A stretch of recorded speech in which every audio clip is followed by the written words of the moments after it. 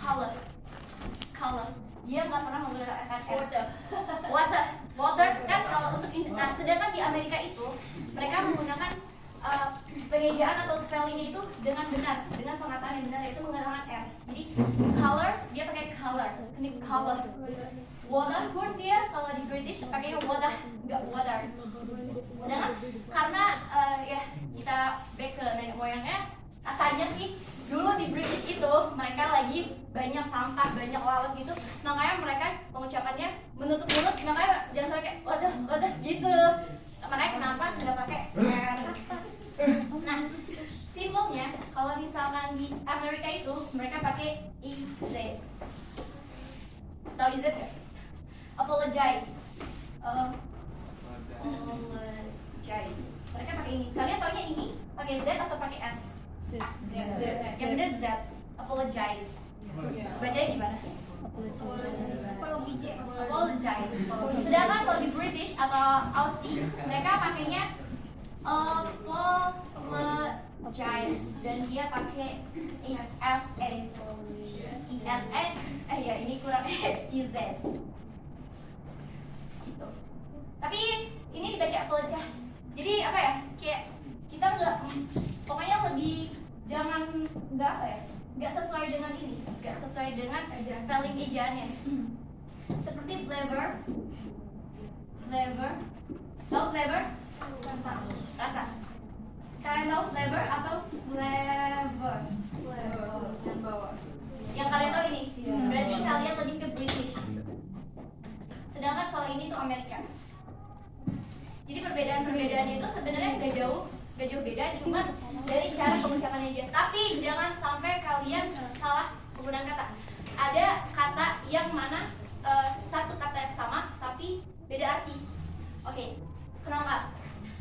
Aku mau kasih tahu ini aja. Kenapa? Ada yang tahu knock up? Mengetuk atau mengunjungi. Knock up di dalam British itu artinya mengunjungi. Sedangkan knock up di dalam Amerika itu artinya menghamili. Jadi jangan sampai kalian salah berbicara gitu. Waktu itu setelah aku punya cerita. Jadi ada mahasiswa internasional, yang satu British, yang satu Amerika. Jadi mereka salah arti. Yang cowok itu dari British, yang cewek itu dari Amerika. Someday dia bilang gini, I will knock up you tomorrow morning. Ceweknya kaget dong. Maksudnya apa? Dia ngomong kayak gitu. Padahal di British knock up itu artinya mengunjungi. Nah, jadi ada kata-kata yang berbeda arti, tapi kita kadang tahunya sama. Jadi kayaknya harus lebih dipahami lagi. And then next, wait, I forget. Oke, theater. Water. Kalian tahu water atau? Tahu kan orang selalu bilang water. Water nggak disebut itu, area itu nggak disebut. Water itu berarti pengucapan British. Nah, sedangkan Amerika itu dia pengucapannya harus jelas. Pokoknya perbedaannya adalah dari pengucapan antara British dan Amerika. Pokoknya ketika kita pengucapan British itu harus lebih jelas, sedangkan pengucapan dari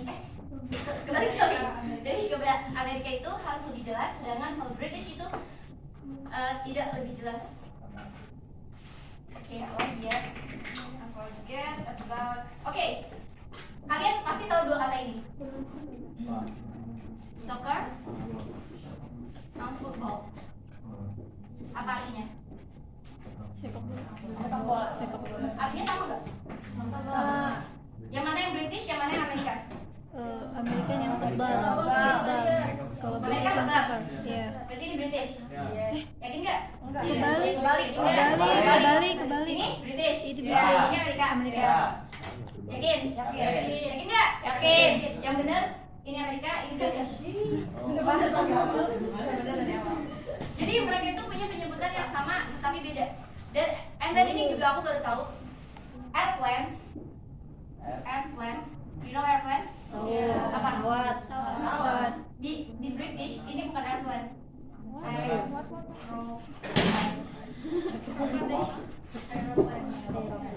Mereka maknanya sama, tapi dia pengucapan berbeda. Jadi sebenarnya Inggris itu punya beberapa accent aja sih sebenarnya. Ya ada 3 accent itu, cuman yang lebih banyak dipakai itu British dan Amerika, karena kalau British itu dia lebih ke bahasa lebih ke Prancis, karena dulu dia sempat dijajah sama Prancis, makanya dia lebih membawa aksen-aksen dari Prancis. Makanya kenapa British itu tidak menggunakan huruf R atau IS. Oh, and then double L. Kalau di Amerika itu dia selalu menggunakan double L. Contoh, traveling. Amerika pasti menggunakan double L ini. Sedangkan kalau di British dia just use traveling. And ini oke, nggak apa-apa, sama aja. Jadi kayak kalau kalian masih bingung color apa, sama aja. Itu cuma perbedaan dari British, Amerika atau Asia aja. Yang ini deh. Sampai sini paham? Oke. Kayaknya pokoknya intinya perbedaan ragam bahasa Inggris itu ada 3. Apa aja tadi? British. British itu mana? British itu mana? Inggris. United Kingdom. Kalau Amerika?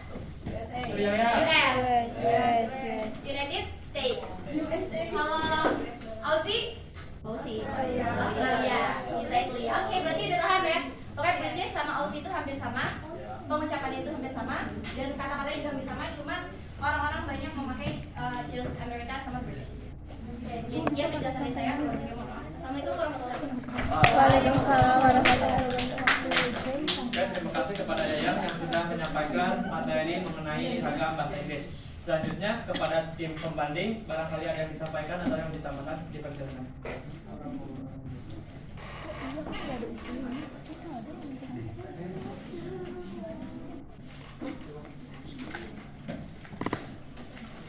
Ya, selanjutnya ada yang ditanyakan? Boleh, juga. Tadi perbedaan ragam bahasa Inggris ada 3 ya. Apa sih penyebabnya itu bisa beda padahal sama? Tadi dari penjajahan sebelumnya. Berarti itu sama kayak dibawa oleh, berarti kayak dipengaruhi oleh orang luar juga. Of course. Jadi bawa pengaruh dari sebelum karena mereka dapat masa penjajahan. Jadi mereka yang setelah aku kemarin baca itu diikuti oleh nenek moyang mereka sebelumnya, makanya kenapa mereka memiliki aksen yang berbeda.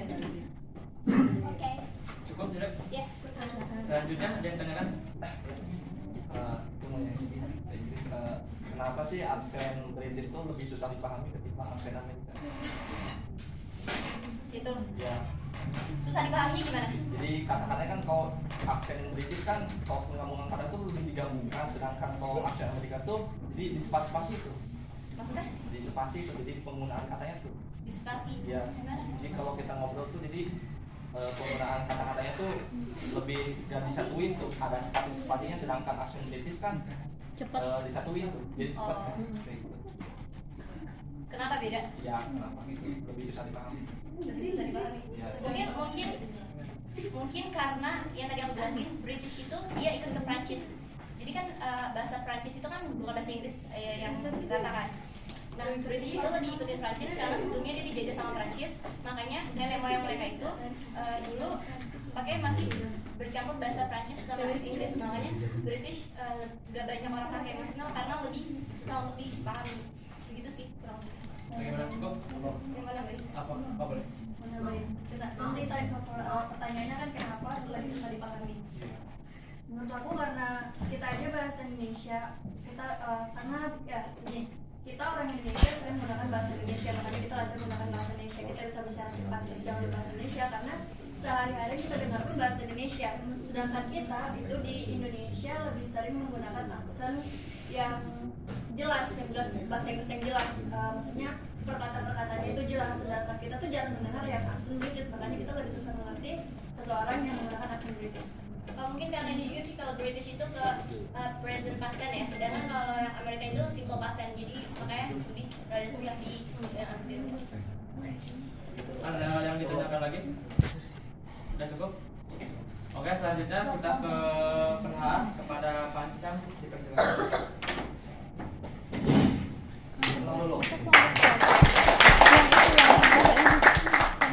Teman-teman, tadi Anton menyampaikan tentang keragaman, tentang makna kata.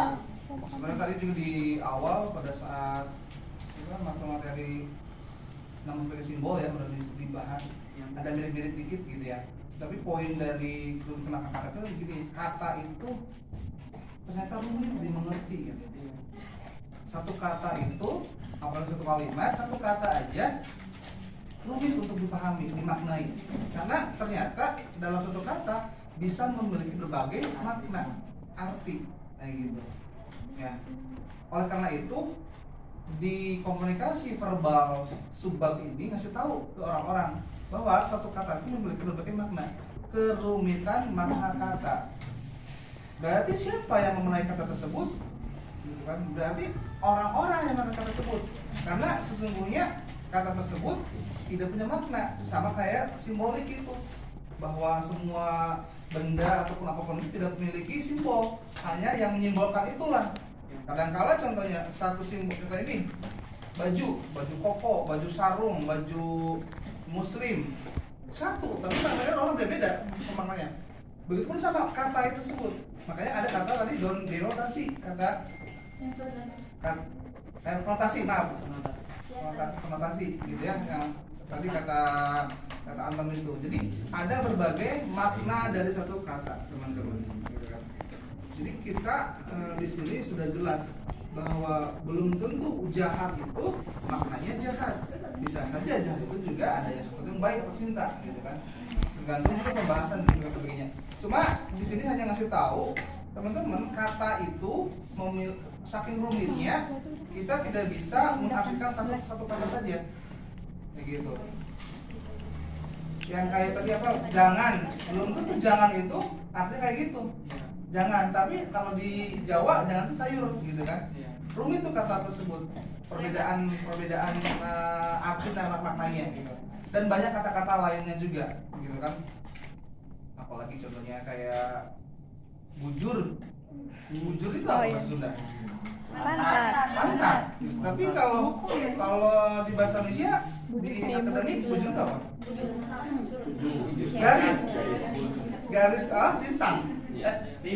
Garis lintang bukan garis antara perpalungan garis lintang dan garis bujur gitu kan. Itu adalah garis vertikal. Makanya itu lipatan bujur adalah vertikal. Enggak. Sudah toh.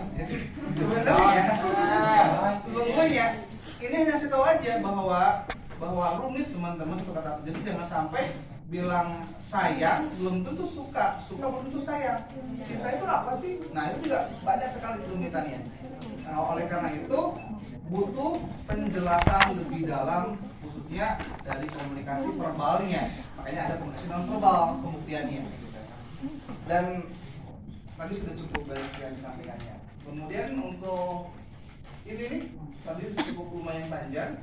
Selain tadi yang disampaikan oleh Yayang tentang keragaman bahasa Inggris, kenapa kok ada di verbal? Kenapa kok ada di verbal? Keragaman bahasa Inggris, kenapa nggak disebut keragaman bahasa Sunda atau keragaman bahasa Arab gitu?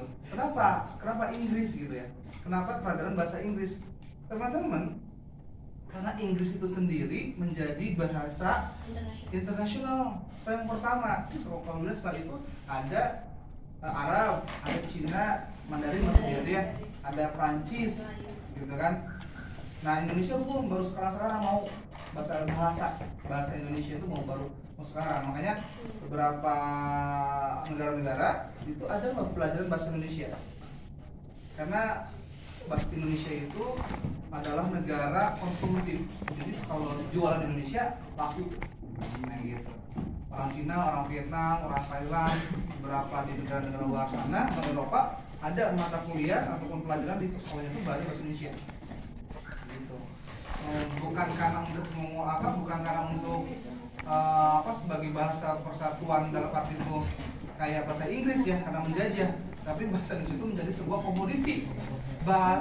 Orang Indonesianya beri komoditi untuk mereka masuk ke kita. Ya semoga kita pun bisa menguasai juga mereka lain.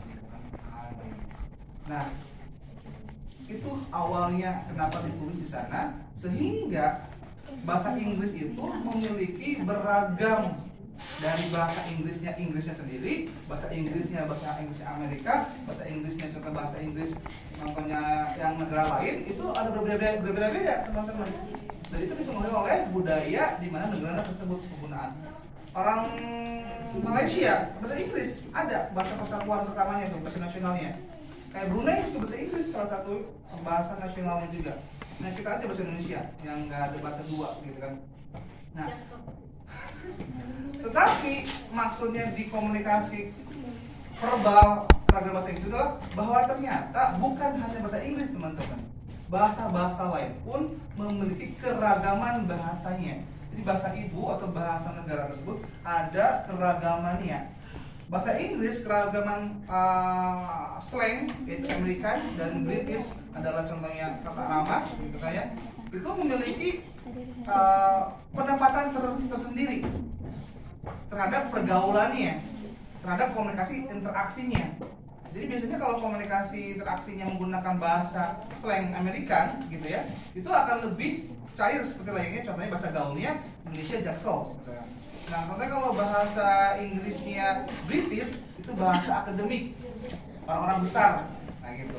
Nah, keragaman inilah bukan hanya bahasa Inggris, di bahasa-bahasa lain pun ada.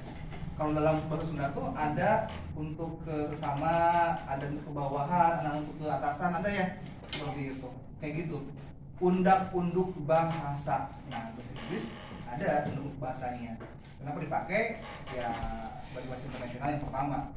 Dan kita harus bisa salah satunya minimal 2 bahasa pergaulan vocab atau slang atau disebutnya adalah American atau bahasa akademik, bahasa ningrat seperti untuk sopan santun, bahasa British, bukan begitu?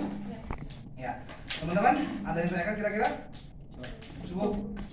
Saya pernah menyampaikan bahwa kelas ini kan jam pertama ya meskipun sampai jam 10.30, tapi saya bilang kurang lebih jam 10-an. Semoga ada 2, 3 kalau bisa sampai 5 kelompok. Tapi kita udah nyampe 3 kelompok ya, dan itu perbandingan dari